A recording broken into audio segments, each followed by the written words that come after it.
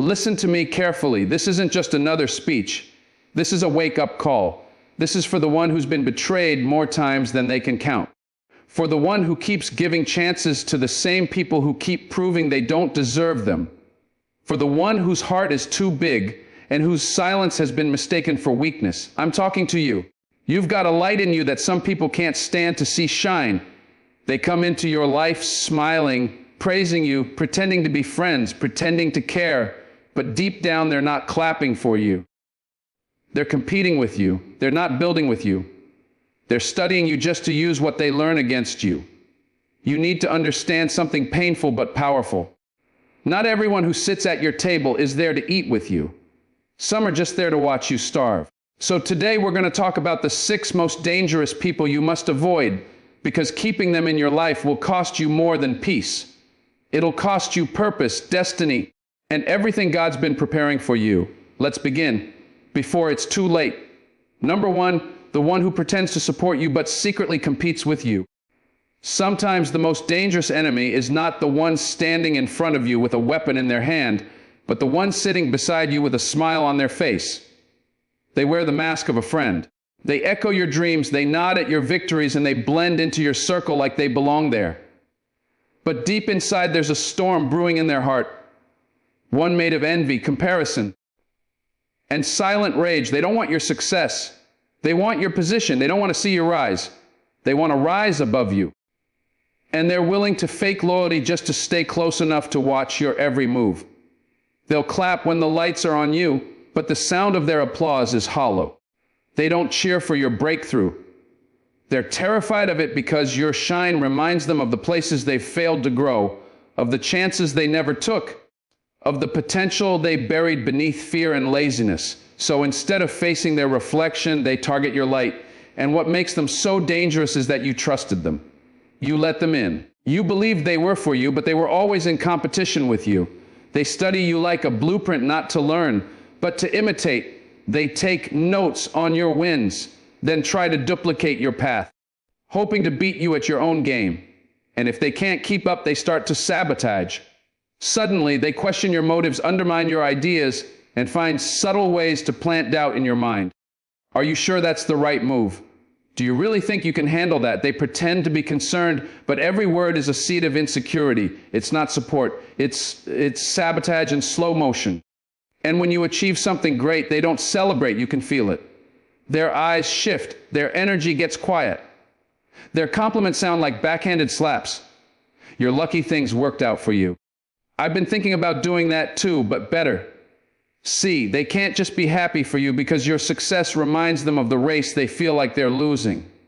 They treat life like a scoreboard, not a journey. And even worse, they think your progress takes something away from them. That's the root of their sickness. They believe your light dims theirs. And so they compete with you in silence.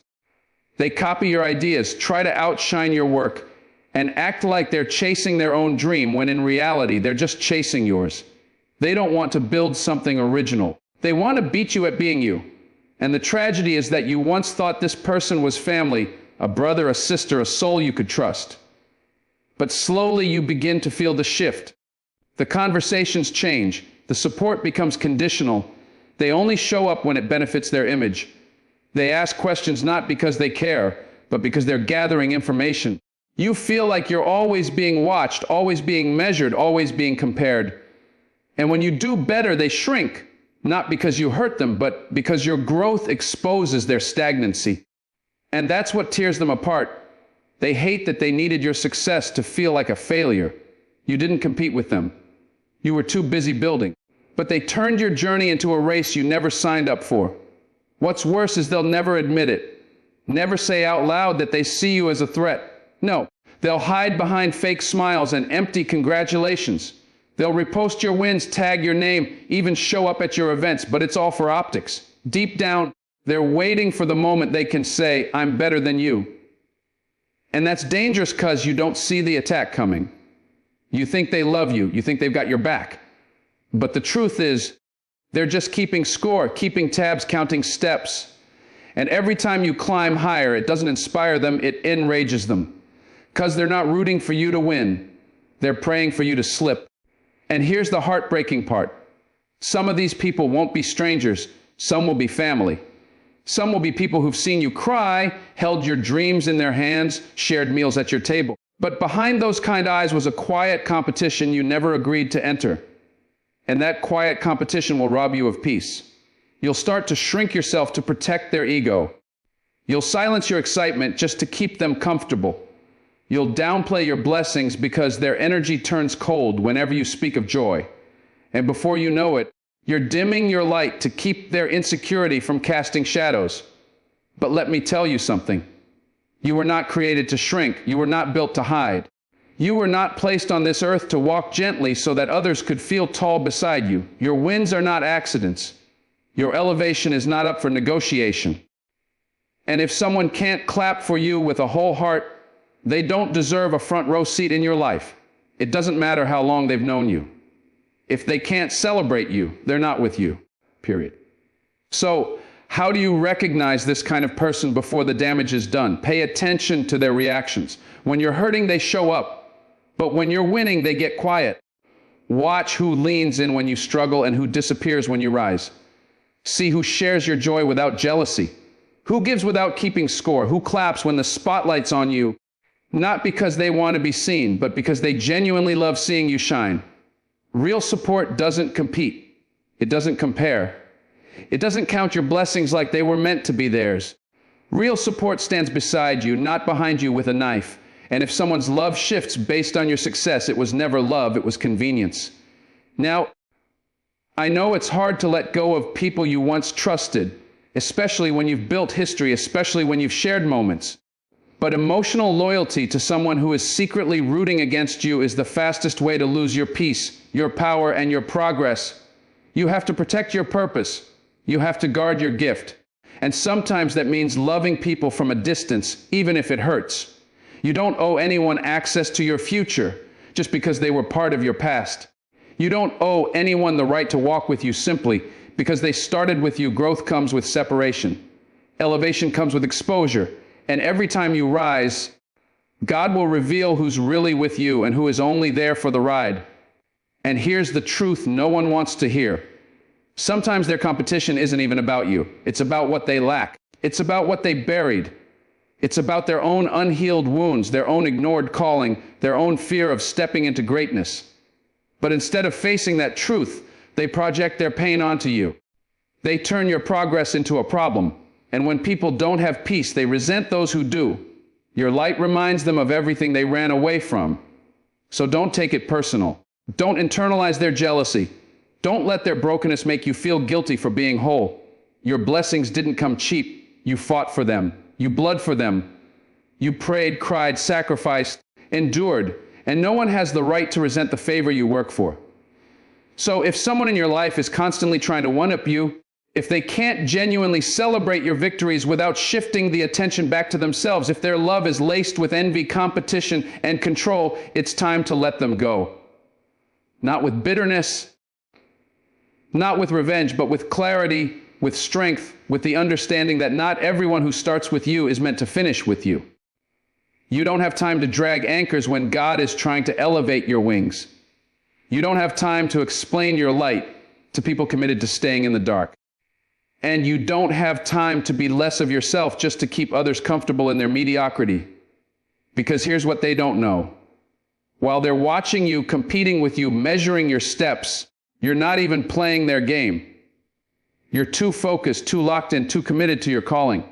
You're not running toward a spotlight. You're running toward purpose. You don't need to prove anything to anyone. Your success doesn't come from comparison. It comes from calling, from obedience, from faith. And no enemy, no fake friend, no jealous spirit can stop what God has already written over your life. So stop shrinking, stop explaining, stop waiting for them to understand. You were never called to be understood. You were called to stand out. You've got too much destiny to waste your energy on secret competitors. You've got too much power to be dimmed by insecure souls. And you've got too much purpose to carry people who can't clap when you win. So move forward, walk boldly. And remember, the people who are meant for you will never compete with you. They will compliment you. They will protect your name in rooms you're not in. They will lift you without resentment. and they will love you without keeping score. That's real. That's rare. And that's what you deserve, the rest. Let them watch from a distance. Let them compete with the version of you that no longer exists. Because while they're playing games, you're walking in greatness. And nothing they do can stop what's already yours. Number two, the one who drains your energy but never refills your spirit. There are people in your life who don't come to steal your money, your things, or your dreams. They come to steal something even more valuable. Your energy, your peace, your joy. They walk into your space, not with violence, but with need, with heaviness, with empty hands and open mouths, always asking, always taking, never giving. And the most dangerous part, they do it quietly, so gently that you don't even notice the weight they've dropped on your shoulders until your knees start to buckle. These are the people who never fill you up, but always expect you to pour, who show up with problems but never with solutions, who need you constantly but are never there when you need them. And they're dangerous not because they're loud, but because they slowly drain you until there's nothing left. You become their therapist, their motivator, their safety net, their emergency contact. But you can't even count on them for a simple "how are you doing?" You give and give and give, hoping one day they'll give back, but they never do. You start to feel tired after every conversation. Heavy, empty, like you're pouring into a bottomless cup that was never meant to hold water in the first place, and deep down you feel it. This relationship is not balanced. It's not mutual. It's not life-giving. It's a one-way street where love, energy, and time only flow in one direction toward them. They call it friendship. They call it connection. But what it really is emotional vampirism. They feed off your light, but never bring their own. They crave your strength, but never ask if you're strong enough to keep carrying them. And when you finally slow down or get quiet, they accuse you of changing, of pulling away, of not being like you used to be. But the truth is, you're just tired. Tired of being the strong one. Tired of being the one who checks in. Tired of being the only one holding the foundation together. You're not withdrawing, you're recovering. You're trying to breathe in a space that's been suffocating you slowly. And the painful reality is some people only love the version of you that gives without limit. The version that never says no. The version that sacrifices your own peace to protect theirs. But the moment you set a boundary, the moment you say, "I'm tired too," they vanish. Or worse, they guilt trip you. "I thought you were better than this. You've changed." No, you've awakened. You've realized that love without reciprocity is abuse dressed in kindness. And this kind of person will disguise their dependency as connection. They'll make you feel like you're their lifeline, like they can't make it without you. And that can feel good for a while. It can make you feel important, needed, valuable. But over time, that need becomes a chain. You're no longer helping them out of love. You're helping them out of obligation, out of fear that if you stop, they'll fall apart. And here's the truth. They will, but not because you abandon them. Because they never learned how to stand. They never learned how to pour into themselves. They never built the muscles to carry their own emotional weight. And instead of growing, they've become dependent on you staying small just so they don't feel alone in their struggle. That's not love. That's not support. That's imprisonment. That's bondage. And it's costing you your joy. You find yourself avoiding their calls, dreading their texts, bracing yourself every time they come around because you know what's coming. The drama, the complaining, the emotional dumping. And never once do they ask if you're okay. Never once do they stop to pour into your spirit. They just keep taking, assuming you'll always be there. But you are not God. You are not a battery. You are not built to be drained. You are a soul. And your spirit needs refueling too. You need people who see you, who ask about your dreams, who remind you that your feelings matter too. People who pour into you with the same passion you've poured into others. Because if you keep pouring without receiving, you will burn out. Not just physically, but spiritually, emotionally, mentally. And that burnout will make you bitter. You'll start to resent people. Not just the ones who drain you, but even the ones who love you. Because your soul has been living in survival mode for too long. Always giving, always fixing, always holding space until there's no space left for yourself. And that's not selfish. That's sacred. You deserve rest. You deserve to be asked, "How can I support you today?" You deserve conversations that breathe life into your lungs instead of taking the air from them. You deserve friendships that feel like sunlight, not storms. You deserve to walk away from a conversation feeling lifted, not emptied. And you deserve to say, I can't carry this right now without feeling guilty. That's not weakness, that's wisdom. But here's the challenge. These people won't leave easily. They built their comfort on your sacrifice. And when you start pulling back, they'll panic. They'll call you selfish, cold, uncaring. They'll throw every guilt trap in the book at you just to get you to return to the role they assigned you. But you've outgrown that role. You've outgrown being the rescuer, the fixer, the constant shoulder. You don't have to play the savior in someone else's story, especially when they refuse to save themselves. It is not your job to bleed so someone else can heal. It is not your calling to constantly empty yourself so someone else can stay full. That's not love. That's martyrdom, and martyrs don't lie. They suffer in silence. Praise for their sacrifice, but buried under the weight of other people's irresponsibility. So you have a choice. You can keep being everything for everyone and slowly lose yourself in the process, or you can choose you. Choose healing. Choose wholeness. Choose boundaries that protect your peace, not just theirs. And that doesn't mean you stop helping. It means you stop helping in ways that hurt you. You stop sacrificing your mental health in the name of love. You stop believing the lie that your worth is tied to how much you care for others. 'Cause your worth is not in how drained you are. It's in how whole you are, how alive you feel, how much of your spirit you still have left at the end of the day. And if someone only shows up when they need something, but never when you do, they're not a friend. They're a transaction. Let's be clear. Real relationships are mutual. They're not perfect, but they're balanced. Some days you pour, some days they pour. Some days you carry, some days they carry. But over time, the weight feels shared and you don't feel alone in the journey. That's how you know you're in something healthy. But if you constantly feel like a well that's being emptied without ever being filled, step back, reevaluate, ask yourself, is this connection feeding me or depleting me? And don't be afraid of the answer. Because clarity may cost you company, but it will return your peace. And peace is priceless. You weren't created to be everyone's fixer. You weren't born to be drained. You were made with purpose, with light, with a calling that requires your energy, your clarity, your joy. And the longer you stay entangled with people who only take you delay the assignment that requires you to be full. So release them with love, with grace, but with strength. You don't have to hate them to walk away. You just have to love yourself enough to stop being drained. You just have to value your own soul enough to say, I need people who see me too. And when you say that, when you truly believe that, you'll stop chasing those who only call you when they need something. You'll start attracting people who pour into you just because they care. Your spirit matters, your energy is sacred, and the people who deserve to walk with you in this life are the ones who recognize that.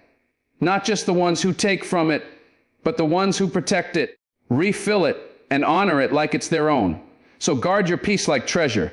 Protect your joy like fire. And remember this, the people who love you will never let you walk around empty.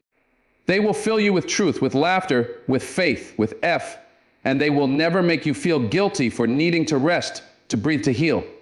That's not weakness. That's life. That's balance. That's love. And that's what you deserve. Number 3, the one who only shows up when they need something. There's a kind of person who doesn't knock when they enter your life. They barge in not out of love, not out of care, but out of convenience. They don't show up to celebrate you. They don't come to check on you. And they certainly don't appear just to say, I'm thinking of you. No, they only show up when life gets hard for them. When they're broke, when they're broken, when they burned every other bridge, that's when they remember your number. That's when they reach out acting like you've always been close, like they've always had your back, but you know better. Deep down, you know what they're here for. They've come to withdraw, not deposit, to take, not give. And they've made a pattern out of it. You could go months, even years, without hearing a word from them. No messages, no calls, no support when you were down, no presence when you needed somebody. But the moment they fall, suddenly they miss you. Suddenly they just thought about you. Don't let the fake sentiment fool you. What they're really saying is, I need something and I think you're soft enough to give it. It's not about friendship, it's about survival. You're not a person to them. You're a lifeline, a resource. And they only remember you when their world's on fire. They call it reconnecting, but really they're just recycling you. What's dangerous is that these people don't look like users at first. No, they dress it up well, they laugh with you, reminisce with you, act like they truly care, but watch their pattern. They only come close when they're empty. When their world has collapsed, when everyone else has stopped answering, that's when they return. Because they remember how kind you were, how open your heart was, how quick you were to help without asking for anything in return. They're not drawn to your friendship. They're drawn to your generosity, your goodness, your heart. And they exploit it quietly, strategically, like a thief who waits until the house is empty to break in. You may start to question yourself. Maybe I'm being too harsh. Maybe they really care. But look at the evidence. Where were they when you were struggling? Where were they when you needed someone to talk to? Why do they only check on you when they need money, advice, or a favor? It's not a coincidence. It's a pattern. And patterns don't lie. Intentions do. They might say the right things, use the right tone, even shed a few tears, but their actions tell the truth. They don't want you. They want what you can give them. And once they get it, they disappear again until the next storm, until the next crisis. And you end up in a cycle, giving and hoping, helping and hurting. You give them pieces of your time, your energy, your peace, thinking maybe this time it's different. Maybe they're really back to stay. But the moment they're on their feet again, they vanish. Ghosted, gone, like you never mattered. Like your help was a pit stop on their journey back to comfort. And that leaves a wound, not because of what they took, but because of what you gave willingly, hoping for real connection, hoping to matter. But to them, you were never a person. You were a convenience. And if you're not careful, they'll train you to believe that love is conditional. That being chosen only happens when you're useful. That the only time people show up is when they need something. That's trauma. That's programming. And if you don't heal from it, you'll start measuring your worth by how much you can do for others, never by who you are. That's the trap. You begin to think that if you say no, they'll stop coming around. And you're right, they will. But hear this clearly. Anyone who leaves because you said no to being used was never for you in the first place. You didn't lose them. You escaped them. You have to protect yourself from these types. Not because you're cold, not because you don't care, but because you've learned the hard way that some people only love the door open, not the person behind it. They love the access, not the relationship. They love the benefits, not the bond, and you deserve more than that. You deserve people who show up not just when they're in need, but when you're in pain. Not just when they're struggling, but when you're celebrating people who don't just call you when they're in crisis, but check in just because they care. That's love. That's friendship. That's real. But this person, this user, they don't know what real is because they've never had to give. They've only taken. And somewhere along the way, they convinced themselves that they were entitled to your kindness. Like you owe them. Like your time, your energy, your empathy, it's just there for the taking. That's not friendship. That's entitlement. And entitlement is dangerous because it doesn't stop at small favors. It grows. The more you give, the more they expect. And the moment you stop, they guilt trip you. They turn on you. Suddenly you're selfish, cold, different. Not because you changed, but because you finally said enough. You see, your kindness is rare, your heart is valuable, and not everyone deserves access to it. Especially not the ones who come around only when it benefits them. These people are emotional opportunists. They don't invest in you. They don't walk with you. They don't grow with you. They just stop by, take what they need, and leave you with less than you had. And if you keep letting them back in, you'll start to shrink. Not just emotionally, but spiritually. Your joy, your passion, your peace. They all suffer because you're constantly pouring into someone who only shows up with a bucket. You weren't created to be a pit stop for broken people who refuse to fix themselves. You weren't born to be an emotional ATM, always dispensing, never withdrawing. You are more than that. You are worthy of relationships that are built on reciprocity, not desperation. You deserve people who show up not because they need something, but because they miss your presence, because they value your spirit, because they honor who you are, not what you can do. And until you believe that you'll keep opening your door to people who don't deserve to step inside. So be wise, be loving. Yes, but also be discerning. Ask yourself, do they call when they don't need something? Do they celebrate my wins? Do they ask how I'm really doing? And if the answer is no, believe that. Believe patterns over promises. 'Cause people can say anything, but their consistency, that's the truth. And when someone shows you again and again that their loyalty is temporary and their care is transactional, believe them and let them go. Not with bitterness, but with boundaries, with strength, with peace. Because letting go of a user isn't loss, it's liberation. Your time is precious. Your energy is sacred. And you were not put on this earth to be a backup plan, a last resort, or a temporary fix. You are worthy of consistent love, of genuine connection, of people who show up not just when life falls apart, but when life is calm, the ones who come to enjoy your light, not just survive in your glow. So say this with boldness. I will no longer entertain people who only remember me when they need something that's not cold. That's clarity. And with that clarity comes peace. The kind that can't be taken, used, or borrowed. The kind that grows when you finally say enough. Number 4, the one who always plays the victim, never the villain. There's something dangerous, deeply manipulative about a person who always finds a way to be the victim no matter what happens. They twist the truth, bend the facts, and retell the story in a way that makes them look like they were just trying their best while everyone else was out to get them. They're never responsible for the mess. They're never accountable for the damage. They're just misunderstood. They always have an excuse. And when you try to bring the truth to light, they spin it back on you. Suddenly, you become the bad guy for pointing it out. That's the trap they build. So subtle, so clever that it starts to make you question reality. Question yourself. You start thinking, maybe I am being too harsh. Maybe they didn't mean it. But every time you're left carrying the weight of their choices, every time you end up cleaning up their mess while they walk away with the sympathy. This type of person is masterful at emotional manipulation. They know how to cry at the right time, raise their voice at the right moment, and act like the world is against them. All while secretly orchestrating the chaos. It's never their fault. They'll blame their childhood, their ex, their boss, even the weather, anything but themselves. And if you dare to confront them, they'll accuse you of being heartless, cold, or lacking empathy. They'll flip the script in seconds. You might have facts. You might have truth. But they've got one powerful tool on their side, guilt. And they use it like a sword, not to protect, but to control. Because if you feel sorry for them, if you let your compassion cloud your judgment, then they've got you. And they know it. What makes this person so dangerous isn't just what they do. It's how they make you feel. You start to carry shame for even thinking they could be in the wrong. You suppress your instincts. You walk on eggshells. You apologize for their behavior. You cover for them. And the longer you do that, the more power they gain.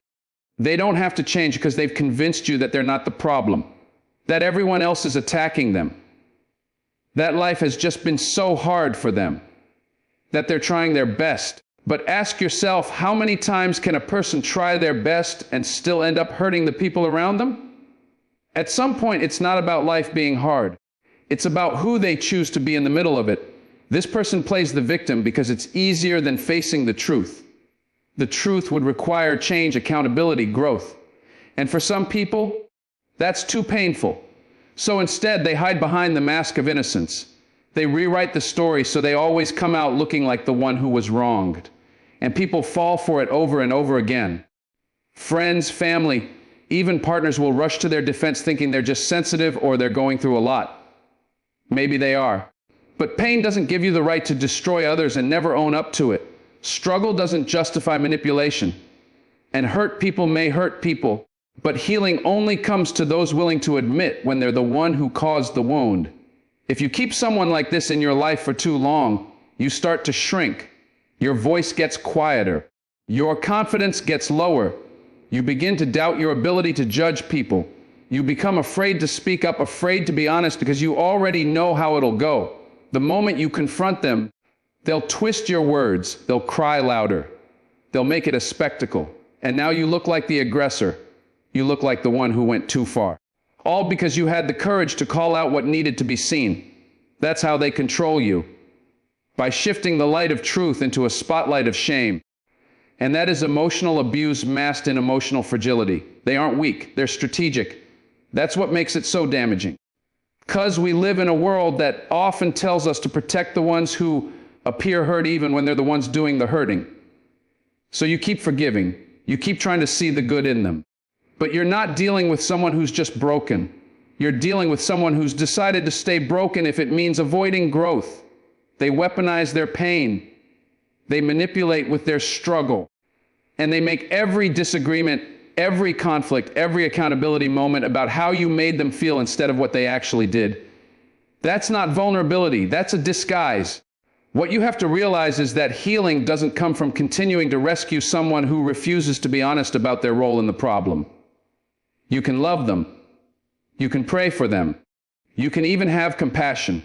But don't confuse compassion with permission. Don't keep giving them the space to act like the world owes them while they offer nothing but chaos in return.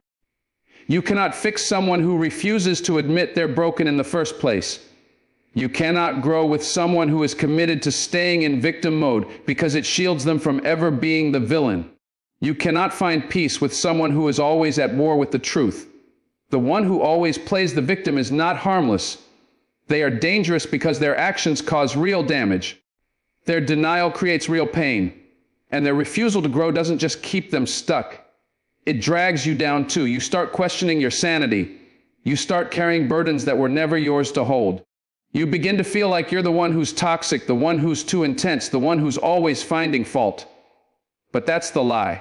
That's the trick. Because the more you doubt yourself, the less you call them out, and the less you call them out, the more they win. You must set boundaries with this type of person. Not because you hate them, but because you finally love yourself enough to stop letting manipulation wear the mask of innocence. You don't owe anyone your silence. You don't owe anyone endless chances to rewrite reality. And you don't have to stay in relationships where honesty is treated like betrayal. The truth is, some people will only ever grow when they hit the wall of accountability. And if you keep cushioning that wall, they'll never face it. You're not their enemy for walking away. You're not cold for setting boundaries. You're not cruel for saying this is not okay. You are simply choosing peace over performance, clarity over confusion, and truth over toxicity. And that is strength, that is healing, that is freedom. Number 5, the one who talks about everyone else behind their back. Let me tell you something straight from the soul. If they talk about everybody else when they're with you, trust me, they're talking about you when you're not there. It's not a question of if, it's just a matter of when.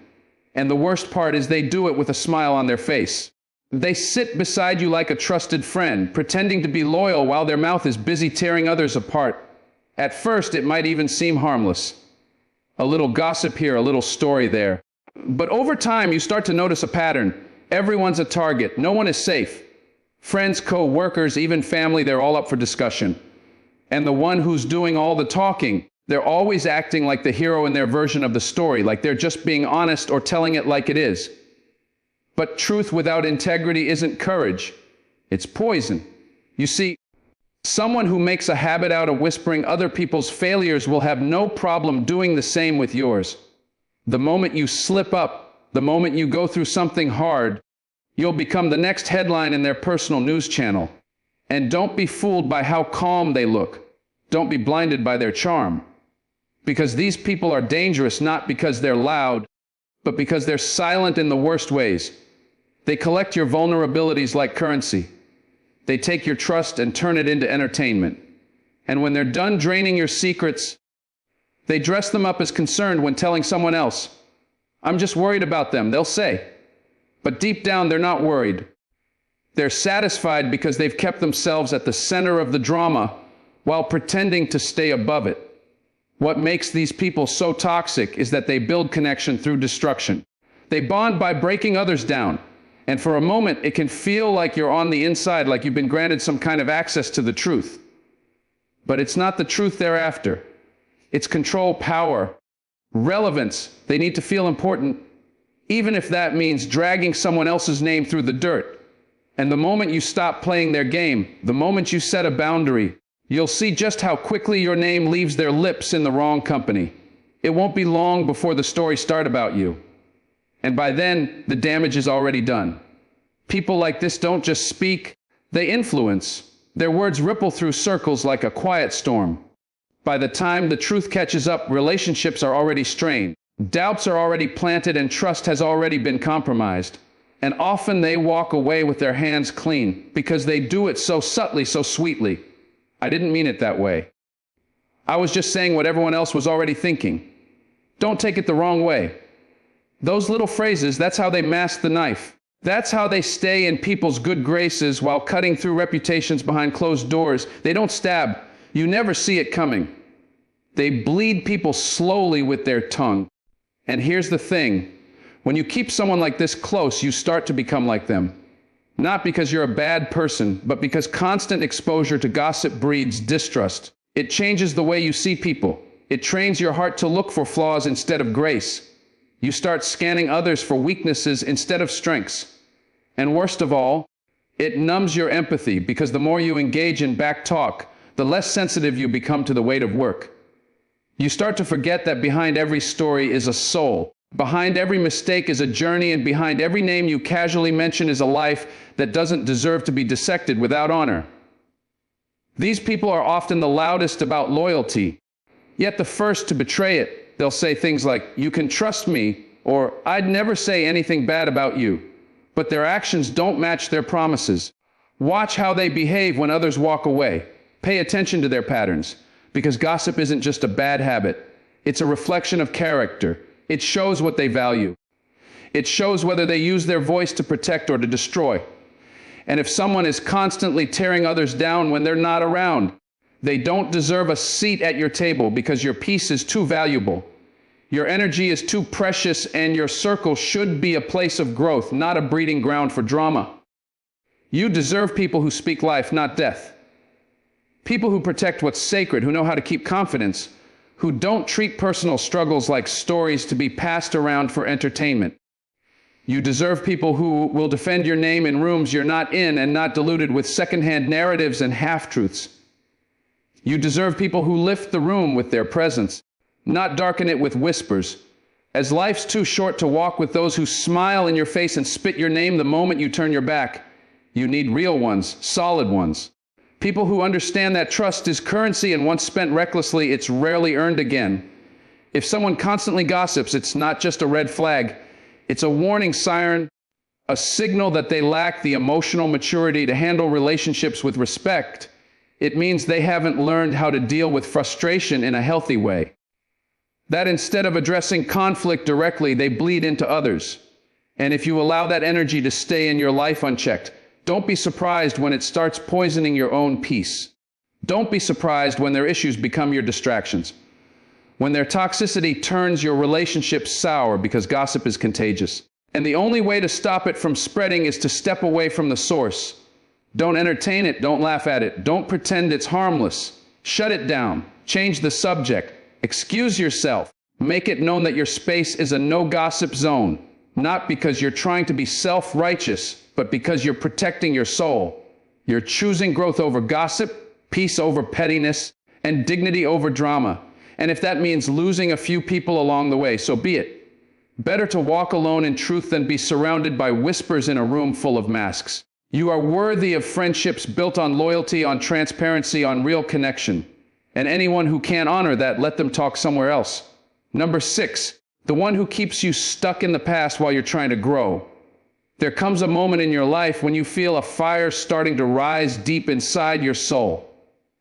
A moment when you're ready to let go, to evolve, to step into the version of yourself you were always meant to become. But just as you begin to rise, there's always someone pulling you back down. Someone who keeps you chained to the version of you that you've outgrown. The one who reminds you of every mistake you've made, every wrong turn you took, every flaw you fought so hard to overcome. They don't speak hope into your life. They echo shame. They don't see who you're becoming. They're obsessed with who you used to be. And if you're not careful, you'll find yourself believing them. You'll start questioning your growth, doubting your healing, and shrinking back into the very pain you were trying to leave behind. These people may not come with obvious hate. In fact, they often disguise themselves as keeping it real. But there's nothing real about being constantly reminded of your lowest moments. There's nothing loving about someone who brings up the past every time you try to build something new. Remember when you failed. Remember when you said that. You're not fooling anyone. You're still the same. That's not honesty. That's emotional sabotage. And it doesn't come from a place of love. It comes from fear. Fear that you're growing faster than they are. Fear that your healing means they have to look at their own wounds. Fear that if you leave the old version of yourself behind, they'll be left behind too. You got to understand, people who live in the past are uncomfortable with transformation. They find comfort in the known, even when the known is pain. So when they see you breaking cycles, healing trauma, choosing peace, and chasing purpose, it shakes something inside them because it exposes their own stagnation. And instead of celebrating your progress, they try to freeze frame your journey. They take snapshots of your worst chapters and hold them up like they're the whole story. But you are not your past. You are not the sum of your lowest moments.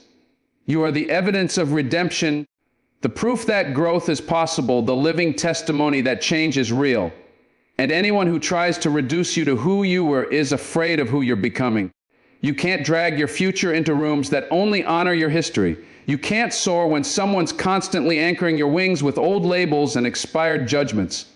They say things like, "Don't forget where you came from." And that's true. You should never forget, but remembering where you came from is not the same as staying where you came from. Growth requires movement. It requires forward vision. And if someone is always pulling you backward, they're not protecting your roots, they're choking them. You need people who remind you of your strength, not your scars. People who point to your potential, not your past. People who speak to your healing, not your hurting.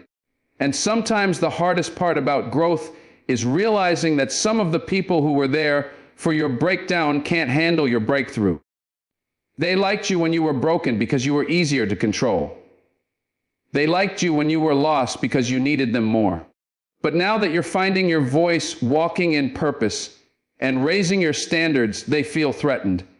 So they try to level the playing field by reminding you of the times you fell. But they don't realize those falls made you stronger. Those mistakes taught you wisdom. That version of you may have been flawed, but it was also brave enough to begin again. And you should never feel ashamed of the process that led you to this point.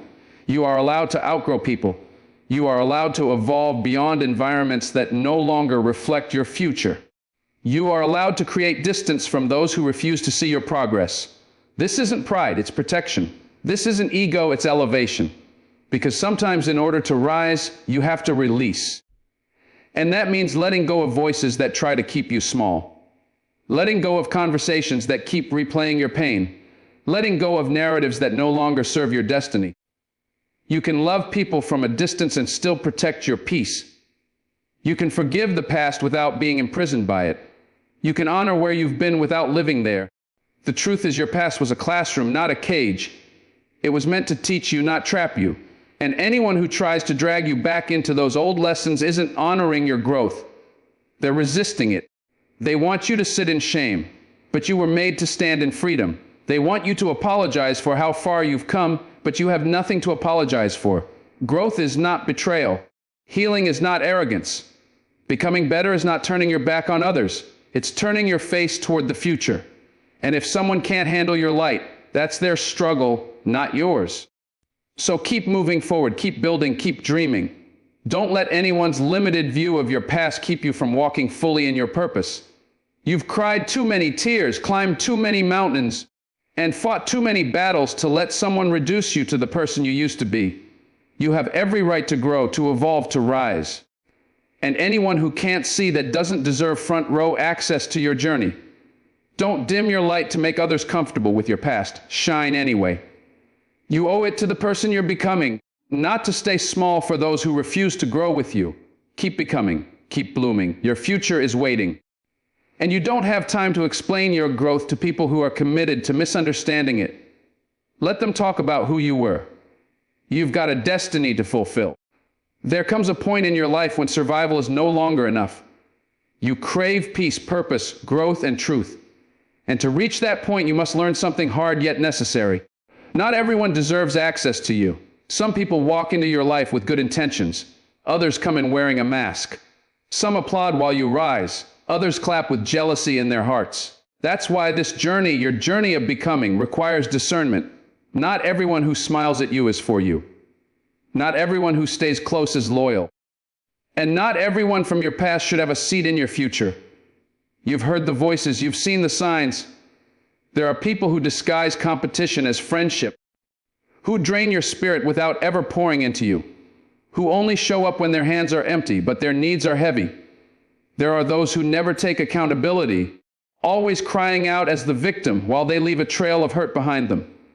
Then there are the whisperers, the ones who shred reputations behind closed doors. If they talk about everyone else to you, best believe they're talking about you to everyone else. And perhaps the most damaging of them all are those who can't see you beyond your past. They hold you hostage to the version of yourself you've outgrown, afraid of your evolution because it reminds them they haven't changed. If you don't guard your space, these people will contaminate your peace. If you don't set boundaries, they will blur your identity.